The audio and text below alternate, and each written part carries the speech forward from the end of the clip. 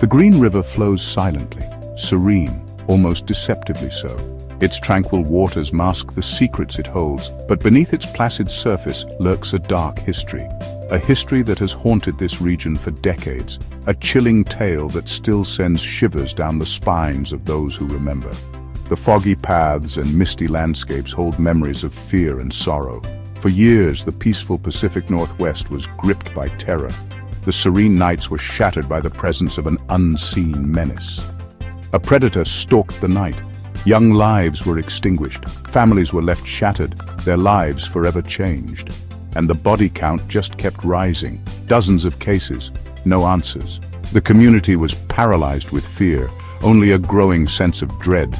The authorities were baffled, unable to piece together the puzzle. The victims, mostly young women on the fringes of society, seemed to vanish into thin air. Fear permeated the community. The police were desperate. The victims, mostly young women on the fringes of society, seemed to vanish into thin air. Fear permeated the community. The police were desperate, but their efforts seemed futile. But the killer, like a phantom, remained elusive. He was a shadow, a ghost that moved through the night. He moved silently, leaving a trail of death and despair in his wake. Each step he took brought more pain and suffering. The Green River Killer, as he became known, cast a long, dark shadow over the region. His name became synonymous with fear, a shadow that would take decades to lift. But with time, the fog began to clear and the community started to heal. Gary Ridgway, an unassuming name, an ordinary face.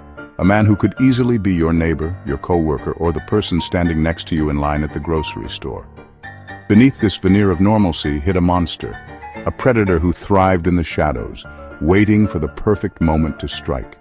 A serial killer of unimaginable cruelty. His crimes were not just acts of violence, but calculated displays of his twisted desires. For years, he lived a double life. By day, he was a reliable employee, a family man. By night, he was a hunter, seeking out his next victim. A seemingly average man working a steady job, blending into the background.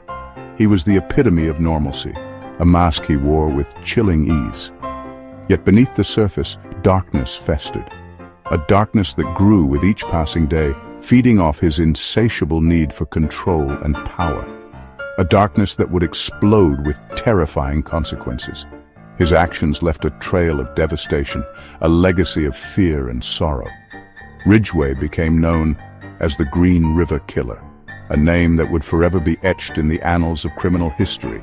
His hunting ground, the wooded areas surrounding the Green River in Washington state.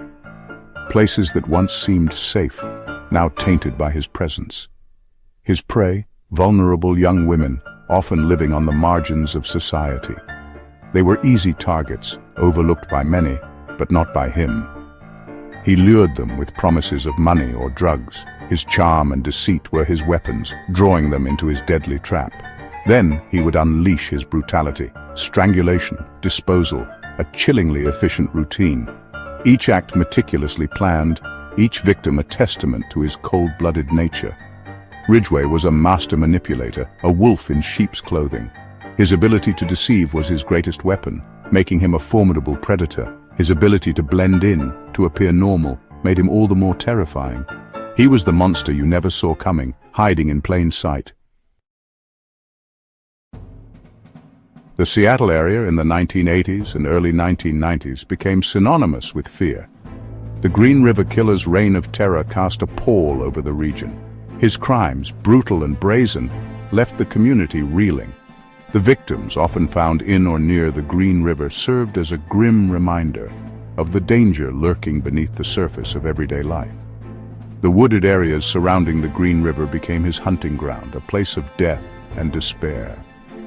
He would dispose of the bodies with chilling indifference, sometimes posing them. These areas, once places of tranquility and beauty, were forever tainted by his crimes. The fear was palpable. Parents kept their daughters close. The streets were eerily quiet at night. The Green River Killer had transformed the landscape both physically and psychologically. For years, Gary Ridgway seemed untouchable. His crimes cast a long, dark shadow over the city, leaving a trail of fear and sorrow in their wake. Like a phantom, he slipped through the grasp of the law, evading capture with an almost supernatural ease. The investigation dragged on, frustration mounting with each passing year. Detectives worked tirelessly, their determination unwavering, despite the mounting pressure and dwindling leads. The families of the victims waited for answers, their grief compounded by the lack of closure. Each day without justice felt like an eternity, their lives forever altered by the loss of their loved ones. But the wheels of justice, though slow, were turning. The relentless pursuit of truth and justice never ceased, even as the years dragged on. In a stunning turn of events, Ridgway was finally apprehended in 2001. The arrest marked a pivotal moment in a case that had haunted the nation for decades. Advanced DNA technology, a tool unavailable during his early killing spree, provided the crucial link. The evidence was irrefutable, finally bringing the elusive killer to justice. Faced with the overwhelming case against him, Ridgway struck a chilling deal. He agreed to reveal the locations of his victims' remains in exchange for being spared the death penalty. In exchange for revealing the location of his victims' remains, he was spared the death penalty. This deal, though controversial, provided some measure of closure for the grieving families. His confession sent shockwaves through the nation. The sheer scale of his crimes was almost unimaginable, leaving the public in a state of disbelief and horror. He admitted to 71 murders, making him one of the most prolific serial killers in American history. The legacy of his crimes continues to haunt the memories of those affected. The majority of Gary Ridgway's victims shared a tragic commonality. They were young women, often living on the fringes of society. Many were involved in prostitution, their lives marked by hardship and vulnerability. Ridgway, a predator in the truest sense, targeted these women, exploiting their circumstances for his own twisted gratification. These women were daughters, sisters, mothers. They had hopes, dreams, and loved ones, but to Ridgway they were merely objects, disposable playthings in his twisted game. He dehumanized them, seeing them not as individuals, but as targets for his rage and depravity. Their disappearance left a void in the lives of those who cared for them, a void that could never be filled. Section 6. A twisted seed. What could drive a man to commit such unspeakable acts? The roots of evil often lie buried deep, hidden in the recesses of a troubled past. Gary Ridgway's childhood was far from idyllic. It was a breeding ground for the darkness that would eventually consume him. Accounts of his upbringing paint a disturbing picture.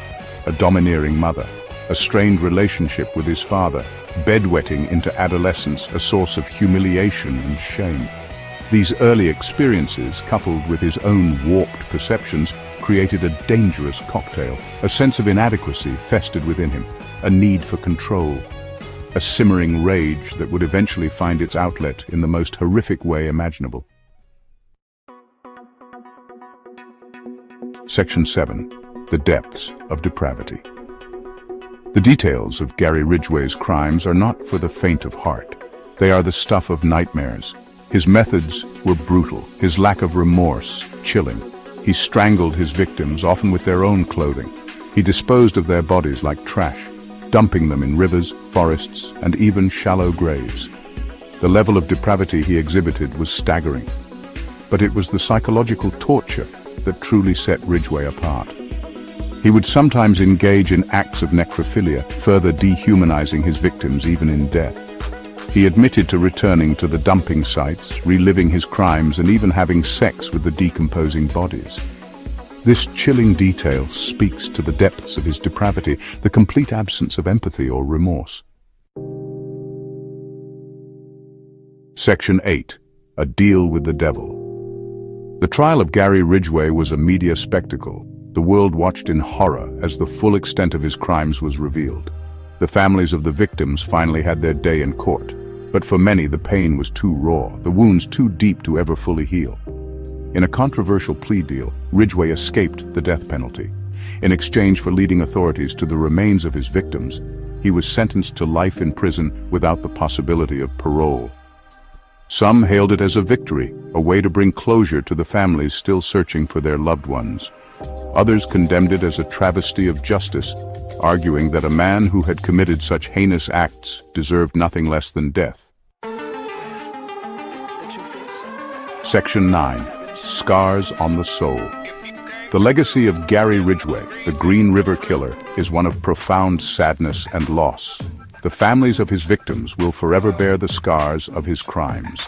Their lives were irrevocably changed on the day their loved ones vanished. The pain of their absence is a constant ache, a wound that never truly heals. The Green River Killer case serves as a chilling reminder of the darkness that can lurk beneath the surface of even the most seemingly ordinary individuals.